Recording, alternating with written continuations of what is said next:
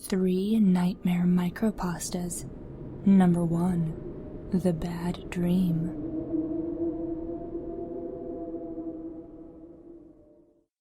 Daddy, I had a bad dream. You blink your eyes and pull up on your elbows.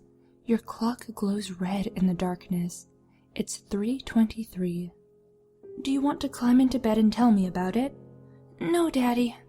The oddness of the situation wakes you up more fully. You can barely make out your daughter's pale form in the darkness of your room. Why not, sweetie? Because in my dream, when I told you about the dream, the thing wearing Mommy's skin sat up. For a moment, you feel paralyzed. You can't take your eyes off of your daughter. The covers behind you begin to shift. Number 2. Fear. Fear. What is fear? Is it the fear of clowns? Coulrophobia? The fear of enclosed spaces? Claustrophobia?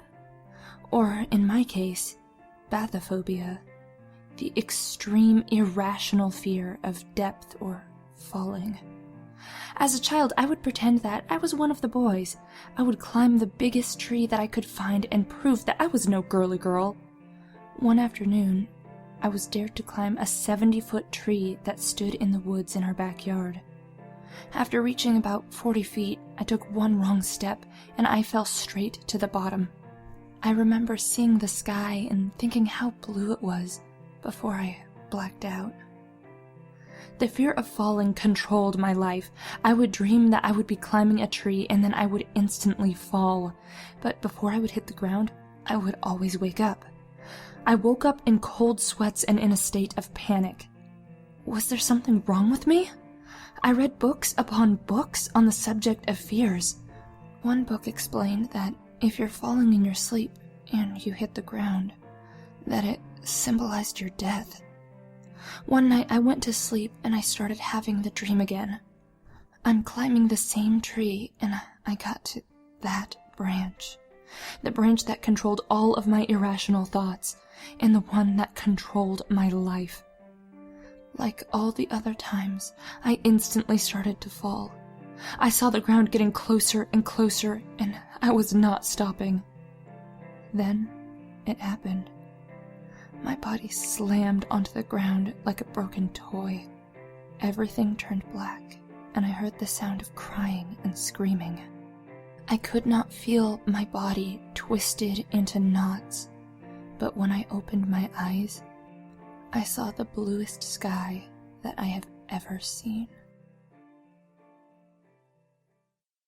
Number 3. 4:03.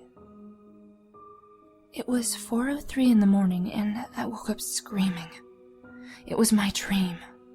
In my dream, I watched everyone I ever knew or loved be killed by the creature.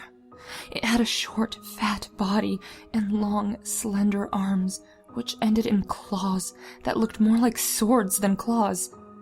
Its eyes were slits that glowed red in the darkness, and its teeth looked like horns and were sharp like steak knives. It looked at me before it killed them, and laughed each time before it ripped apart my loved ones with its sharp claws. How had it found us? It tricked me into letting it into my home by mimicking the voice of my father. It couldn't come in without permission, it told me after it ripped out my mother's heart. The dream ended with the creature laughing its evil cackle and slowly walking towards me, dragging its claws on the floor. I screamed and sat up. I was in my room, in my bed, safe again. 4:03. I hear a knock at the door. I froze up instantly. "Tommy, I heard you screaming. Are you all right?" I heard my mother say. What a relief. Mom is here. "It's fine, Mom. Just a bad dream," I replied, the relief washing over me.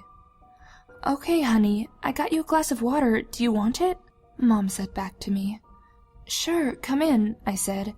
And as those words left my mouth, I remembered that it was September, and I had moved back into my college dorm 3 weeks ago.